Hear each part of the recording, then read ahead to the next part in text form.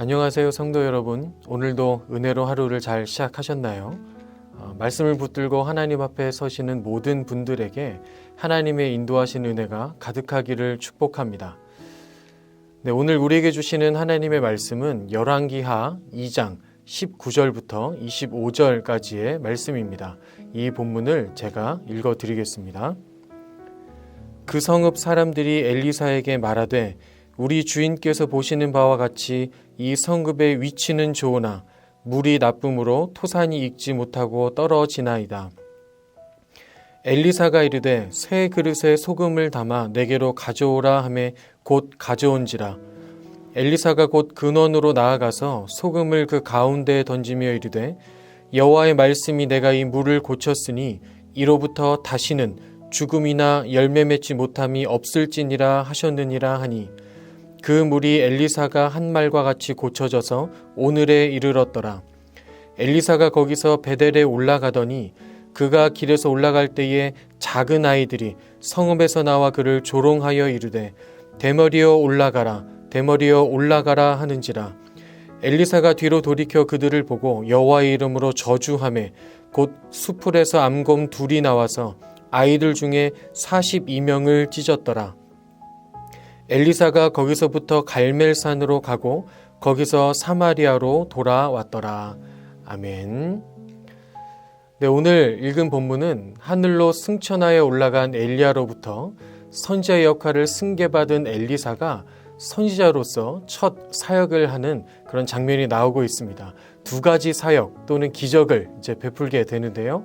그 첫 사역은 여리고 성읍의 물을 고치는 사역이었습니다. 성읍 사람들이 엘리사에게 와서 이렇게 호소하는 것이죠. 물이 나빠서 토산이 다 익지 못하고 있다.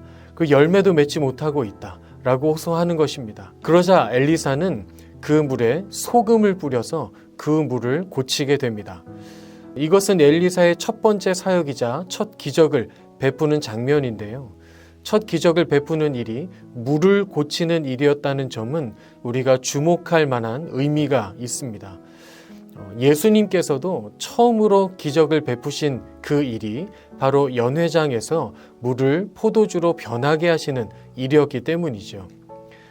성경에서 물은 생명을 의미할 때가 많이 있습니다. 예레미야 2장 13절에 보면 내 백성이 두 가지 악을 행하였나니 곧 그들이 생수의 근원되는 나를 버린 것과 라고 나오고 있고요. 또 요한복음 7장 38절에서 예수님께서 이렇게 말씀하십니다. 나를 믿는 자는 성경의 이름과 같이 그 배에서 생수의 강이 흘러나오리라. 이 두 구절뿐만 아니라 성경의 많은 곳에서 물을 생명에 비유하여 표현하고 있는 것을 우리는 보게 됩니다.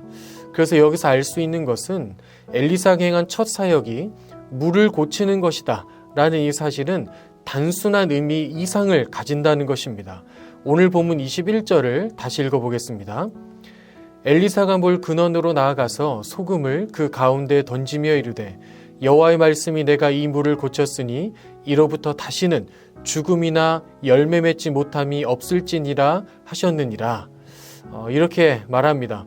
엘리사가 물을 다 고친 후에 하나님의 말씀을 전하고 있는데 다시는 죽음이나 열매 맺지 못함이 없을 것이다 라고 하나님께서 말씀하셨다는 것을 전하고 있습니다.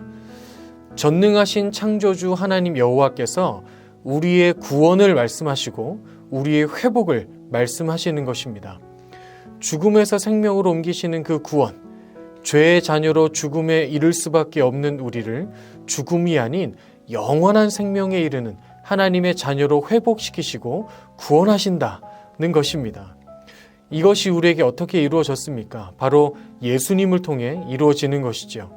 예수님이 우리 안에 오시면 우리 안에 회복이 일어나고 영원한 생명을 얻은 하나님의 자녀로 살게 되는 것입니다.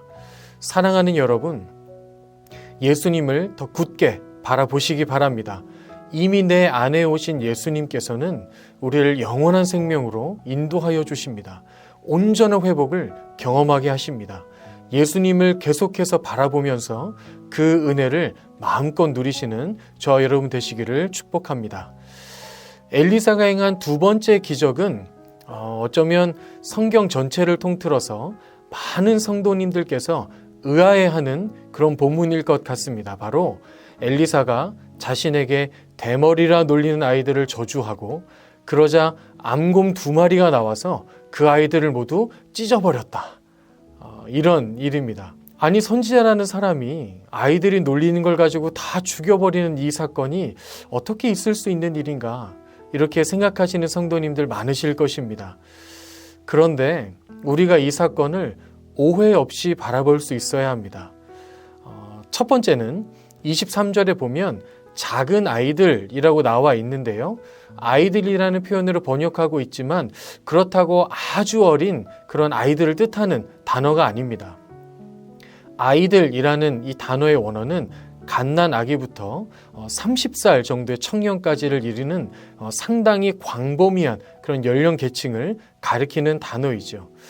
성경이 이들의 나이를 정확하게 알려주고 있지는 않지만 성읍에서 나올 정도라고 한다면, 또 이렇게 노골적으로 선지자를 조롱하고 있는 것으로 보면 이들의 나이는 적어도 어린아이는 아니고 청년쯤은 되었을 것으로 우리가 추정할 수 있습니다. 둘째는요, 이 청년들은 패역한 사람들 정도가 아니라 우상을 숭배하는, 하나님을 대적하는 사람들이었다는 것입니다. 지금 엘리사가 일을 행하고 있는 장소는 바로 베델이죠.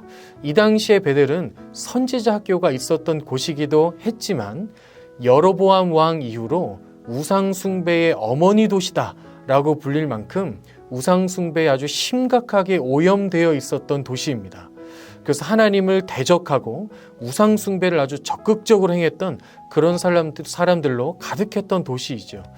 이 청년들은 그 사람들 중에 있었던 그런 우상을 숭배하고 하나님을 대적하였던 그런 청년들로 우리가 볼 수 있는 것입니다.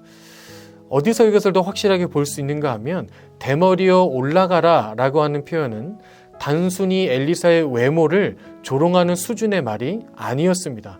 올라가라 라는 이 표현은 엘리야가 하늘로 승천하여 올라갔다 라는 그 의미와 정확히 동일한 단어입니다. 즉, 이 말은 엘리야가 승천한 것처럼 너도 올라가 봐라, 너도 한번 하늘로 올라가 봐 하고 조롱하고 있는 것으로, 엘리야가 하늘로 승천했다는 것을 인정하지도 않고 그 일을 행하신 하나님을 대적하고 있는 행위입니다.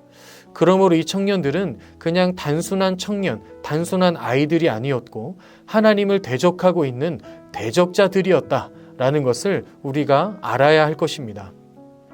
또한 세 번째는 엘리사가 여호와의 이름으로 저주했다라는 표현은 그냥 단순히 욕하고 저주했다라는 표현이 아닌 것이죠. 하나님의 말씀을 선포했다는 의미입니다. 레위기 26장 21절과 22절을 보면 이렇게 기록되어 있죠. 너희가 나를 거슬러 내게 청종하지 아니할진대 내가 너희의 죄대로 너희에게 7배나 더 재앙을 내릴 것이라. 내가 들짐승을 너희 중에 보내리니 그것들이 너의 자녀를 움키고 너희 가축을 멸하며 너희의 수요를 줄이니 너희의 길들이 황폐하리라. 이렇게 기록되어 있습니다. 하나님께서 직접 하신 말씀이시죠. 하나님을 거스르는 자들에게 하나님께서 어떻게 행하실 것임을 말씀하시는데 들짐승을 보내겠다라고 말씀하십니다. 즉, 엘리사는 지금 말씀에 근거하여 하나님을 대적하는 대적자들에게 하나님의 말씀을 선포했던 것입니다. 그리고 하나님께서는 그 대적자들을, 하나님의 구원 사역을 방해하려는 그 대적자들을 모두 제거하셨던 것이죠. 여러분, 이 말씀을 우리에게 적용해 본다면 어떻게 되겠습니까?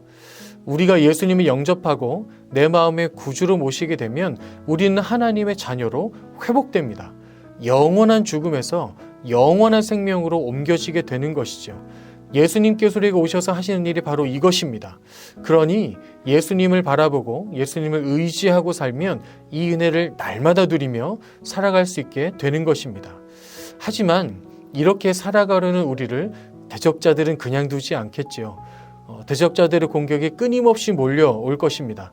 세상의 가치관들과 세상의 거짓 진리와 세상의 악한 영들이 우리로 하여금 하나님으로부터 멀어지게 만들기 위해서 입을 벌리고 우는 사자처럼 달려드는 것이죠. 이러한 공격들에서 승리할 수 있는 방법은 여러분 말씀을 붙드는 것입니다.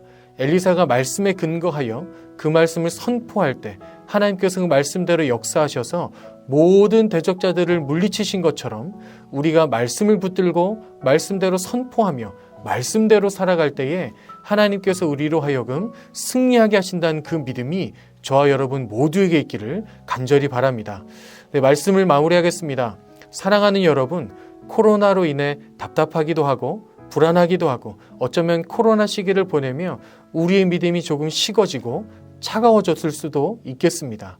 하지만 이 시기에도 우리가 매일마다 예수님 바라보고 붙들고 살면, 의지하고 살면 구원받고 하나님의 자녀가 되어 살아가는 그 기쁨이 날마다 충만해질 것이고, 또한 세상의 수많은 공격과 유혹에도 주님의 말씀을 붙들고 살면 하나님께서 그 말씀대로 우리의 삶의 승리를 더하여 주실 것입니다.